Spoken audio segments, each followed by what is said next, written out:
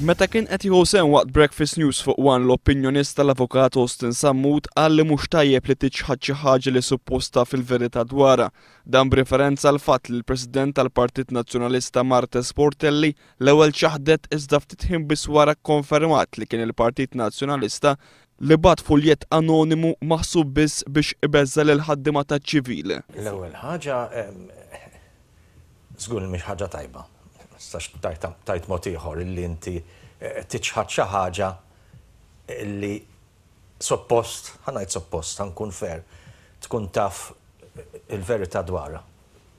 Possibbli illi il-Marta Sportelli dak il-ħin illi ċaħdet ma kienx taf illi dawk il-leaflets ħarġhom il-Partit Nazzjonalista. L-avukat Sammut jgħid li ma tkunx idea ħażina li Portelli tagħti spjegazzjoni għaliex ċaħdet li kien il-Partit Nazzjonalista li bad dan il-fuljett. U naħseb illi ma tkunx idea ħażina illi hi mhux biss tajt illi ħarġu minn hemm, imma li tispjega, ħalli ngħid tispjega għaliex hi fl-ewwel lok ċaħdet. Dwar dan il-fuljett id-deputat mexxej Laburista Tony Abela qal li dan huwa prova ta' kemm hija perikoluża x-xibka ta' spjunaġġ li kienet żvelata wara email biżball li bat Pawlu Borċulivier. Meta Pawlu Borċulivier dem nurreħ dik l-email jiena, fit-2009 kien bat ittra lill-parlamenti lill-segretarji parlamentari lill-ministri is-segretarju ġenerali tal-partit.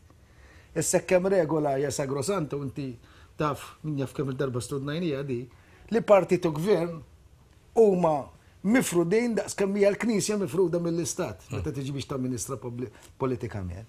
Dakinhar dak imbagħad jitra fejn kienet jitlob il-formazzjoni kollha li għandhom id-dipartimenti ministerjali u segretarji parlamentari biex ikunu jistgħu jintużaw mill-Partit Nazzjonalista. Austin Sammut jesprimi wkoll l-opinjoni tiegħu għal l-budget kien ippreżentat tard. Jien għalija il-budget ġie ppreżentat issa għalija raġuni sempliċi għax il-gvern irid itawwal iż-żmien tiegħu kemm jista' jkun.